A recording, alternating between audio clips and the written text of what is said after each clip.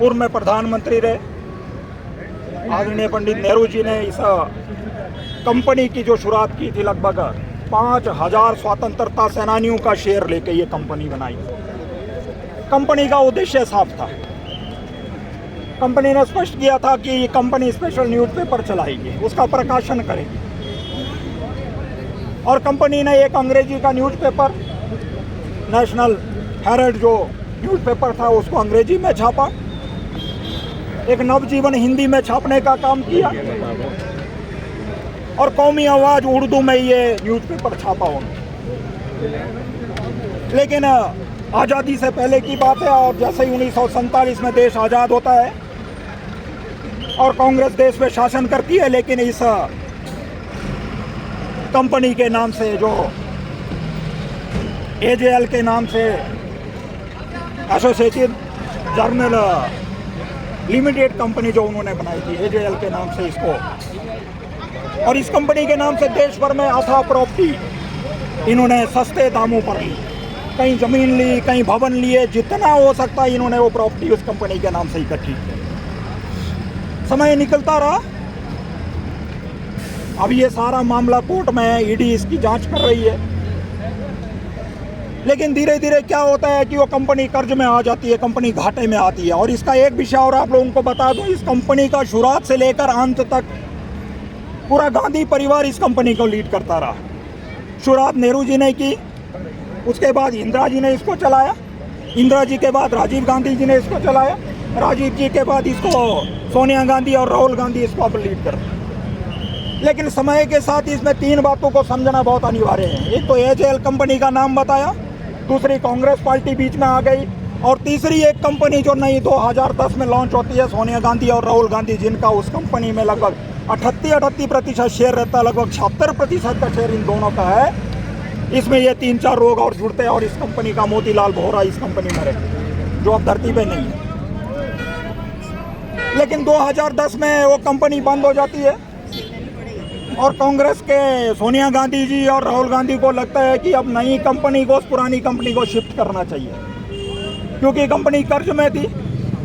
लगभग 90 करोड़ का कर्ज उस कंपनी के ऊपर था। लेकिन इन्होंने 50 लाख में राहुल गांधी और सोनिया गांधी ने यंग इंडियन लिमिटेड कंपनी के नाम से आप AJL कंपनी को खरीद लेते हैं। अरे भाई, ऐसा कैसा हो सकता है? और कांग्रेस पार्टी का इन्होंने जो लोगों के द्वारा फंड इकट्ठा किया जाता है पार्टी की गतिविधियों को चलाने के लिए, अब वो पार्टी किसी दूसरे को बिजनेस करने के लिए लोगों का पैसा कैसे मिसयूज होने दे सकती है? इसलिए पूरा लीगली विषय है।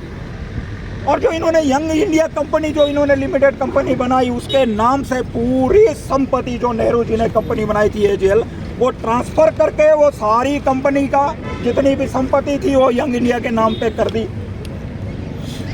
और उस पर कब्जा पूरा देश भर में ये दिखा रहे हैं कि ये कंपनी हमने ये बनाई है और इसका सारा ये है। इसलिए ED इसकी पूरी जांच कर रही है। और ये अभी का मुद्दा नहीं है, ये 2000, अगर इसका हम पूर्व में देखेंगे, 2012 में सुब्रमण्य स्वामी जी ने इसको कोर्ट में याचिका दायर की थी और इस पे धीरे धीरे एक्शन होना शुरू हुआ। और ये ED के पास, कोर्ट के पास मामला था। और ये तब का मामला जब कांग्रेस देश पर राज करती थी, UPA सरकार देश पर राज करती थी, मनमोहन सिंह जी देश के प्रधानमंत्री थे, तब का मामला है। लेकिन इसकी इन्वेस्टिगेशन धीरे धीरे होती रही और ED अब इस स्थिति पर पहुंची है कि ये पूरा विषय जनता के सामने आ रहा है।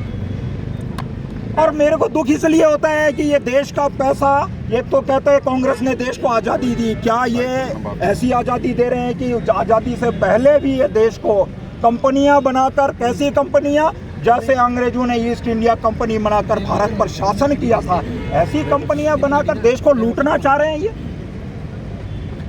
और पूरे कानून व्यवस्था को ध्वस्त करते हुए उस कंपनी की सारी संपत्ति को यंग इंडिया के नाम पर ट्रांसफर करके ये अपना मालिकाना हक जता रहे हैं।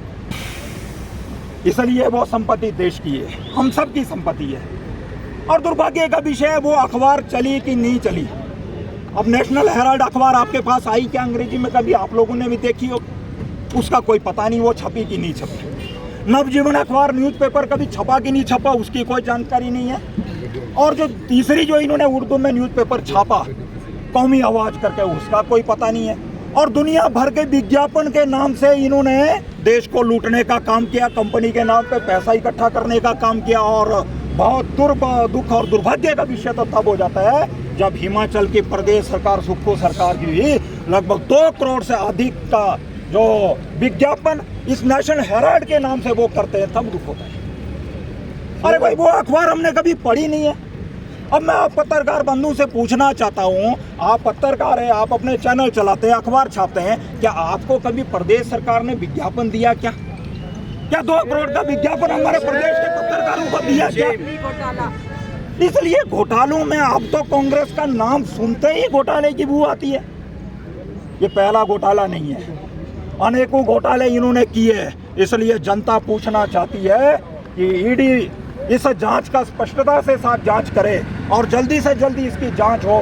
लेकिन दुर्भाग्य की बात है कि कांग्रेस के लोग एक तो चोरी करेंगे, ऊपर से सीना चोरी।